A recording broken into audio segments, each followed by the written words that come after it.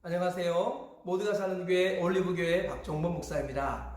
오늘도 하나님의 은혜와 평강이 우리 주 예수 그리스도 안에서 저와 우리 모두에게 넘쳐나길 주의 이름으로 축복합니다.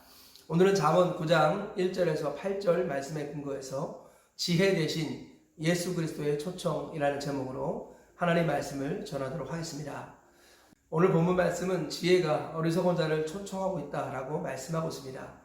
이 지혜는 바로 우리 주 예수 그리스도를 상징합니다. 솔로몬이 예수님 모시기 약 1000년 전의 인물인데 그럼에도 불구하고 하나님께서는 솔로몬을 통해서 우리 주 예수님의 모습을 그대로 보여주고 있다 해도 과언이 아닙니다.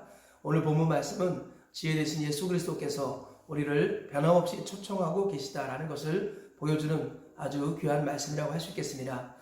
너희가 성경에서 영생을 얻는 줄 알고 이 성경을 연구하거니와 이 성경이 곧 내게 대하여 증언하는 것이라 라고 말씀하고 있습니다. 즉 성경은 예수님에 관한 이야기지요. 잠언 말씀도 결국은 예수님에 관한 이야기라는 것을 우리가 잊지 말았으면 좋겠습니다. 오늘 이 말씀을 조금 더 자세히 살펴보시면서 지혜 대신 예수 그리스도의 초청을 받아들이시는 저와 우리 모두가 되시기를 축복합니다. 오늘 본문 말씀을 대략적으로 3가지 정도로 살펴보도록 하겠습니다. 첫째로 지혜가 7기둥 집을 짓고 상을 차리고 여종들을 보내어 어리석은 자들을 초청하고 있다라고 말씀하고 있습니다. 1절 이하에 이렇게 말씀하지요. 지혜가 그의 집을 짓고 7기둥을 다듬고 짐승을 잡으며 포도들을 혼합하여 상을 갖추고 자기의 여종을 보내어 성중 높은 곳에서 불러 이르기를 어리석은 자는 이리로 돌이키라. 또 지혜 없는 자에게 이르기를 너는 와서 내 식물을 먹으며 내 혼합한 포도주를 마시고 어리석음을 버리고 생명을 얻으라. 명철의 길을 향하라 하느니라. 네, 지혜가 7기둥 집을 짓고 그리고 크게 상을 차립니다. 그리고 여종들을 보내서 어리석은 자들을 초청하고 있습니다. 많은 사람들이 보는 성문에서 큰 거리에서 지혜가 초청하고 있다라는 것을 오늘 본문에서 말씀하고 있습니다. 둘째로 거만하고 악한 자를 책망하면 도리어 흠이 잡힌다라고 솔로몬이 말씀하고 있습니다. 7절 말씀 보면 거만한 자를 징계하는 자는 도리어 능력을 받고 악인을 책망하는 자는 도리어 흠이 잡히느니라. 거만하고 악한 자를 책망하고 징계하면 도리어 능력을 받고 흠 잡힌다라는 것이죠. 그러니까 책망을 할 때도 징계를 할 때도 가려서 해라 그런 의미겠죠. 셋째로 지혜로운 자를 책망하면 그가 너를 사랑할 것이다 라고 말씀하고 있습니다. 8절을 이렇게 말씀합니다. 거만한 자를 책망하지 말라. 그가 너를 미워할까 두려우니라. 지혜 있는 자를 책망하라. 그가 너를 사랑하리라.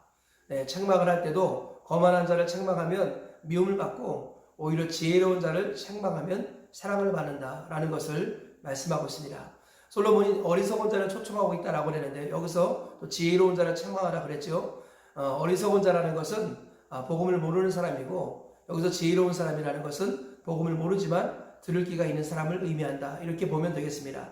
그래서 지혜는 비록 어리석을지라도 들을 귀가 있는 자를 초청하라 이렇게 말씀하고 있는 것입니다. 이 말씀에 근거해서 우리에게 주는 교훈을 살펴보도록 하겠습니다. 첫째로 하나님의 구원 계획의 최정점에는 교회가 있다라는 것입니다.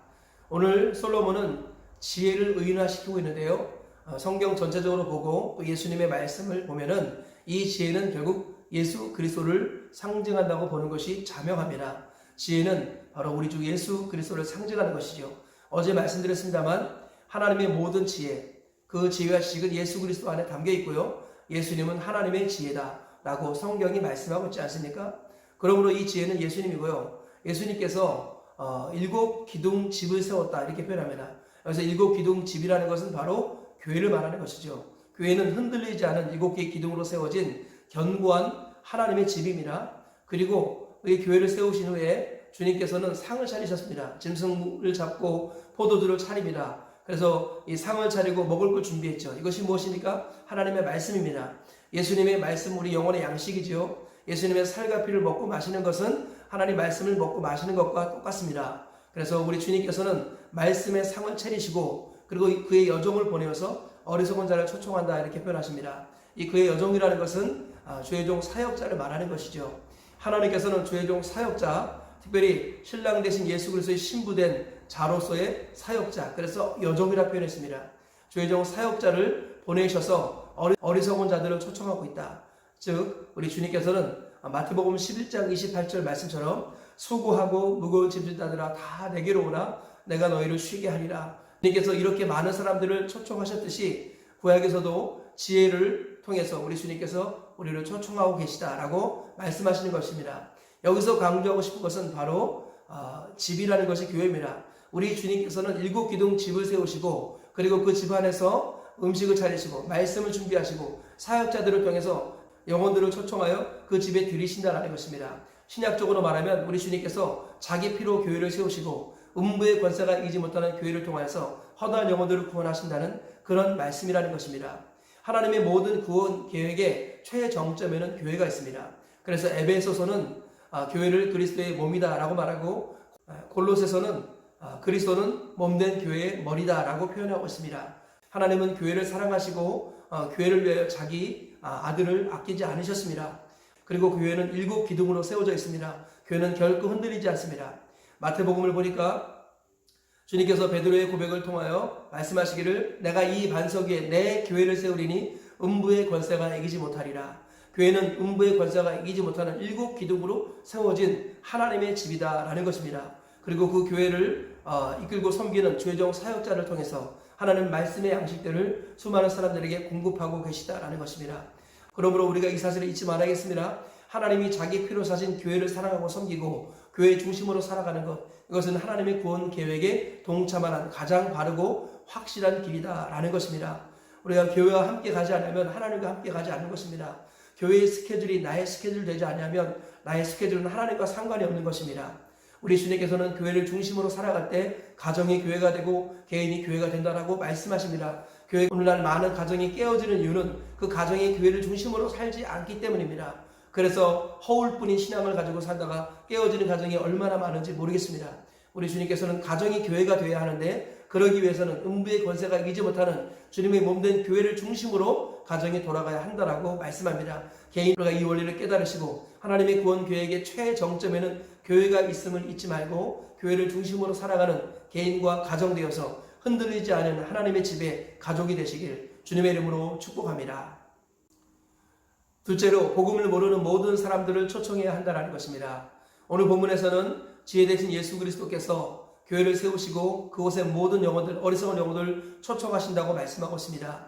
그래서 우리 지혜가 먼저 초청하는 것은 이방인이 아니라 유대인이었습니다. 우리 주님께서 먼저 오신 것은 유대인을 위해서 오셨습니다. 베드로후서를 보면 하나님의 심판이 교회에서부터 시작된다라고 말씀하고 있습니다. 하나님께서는 교회에 있는 어리석은 자들을 초청하라고 말씀합니다. 교회 안에는 염소가 있고요. 교회 안에는 악하고 게으른 종이 있습니다. 교회 안에는 길가밭이 있고 돌짝밭이 있고 가시밭이 있습니다. 교회 안에는 어리석은 5처녀가 있다라는 것입니다.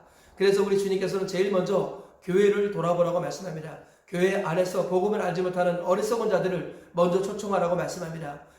내가 너희를 사랑한 것 같이 너희도 서로 사랑하라. 너희가 서로 사랑하면 이로써 모든 사람이 너희가 내 제자인 줄 알리라. 주님 말씀하셨습니다. 우리가 베풀 수 있는 가장 큰 사랑이 무엇입니까? 바로 복음을 주는 것입니다. 교회를 다닌다고 하지만 복음을 알지 못하는 사람들을 우리는 초청해야겠습니다.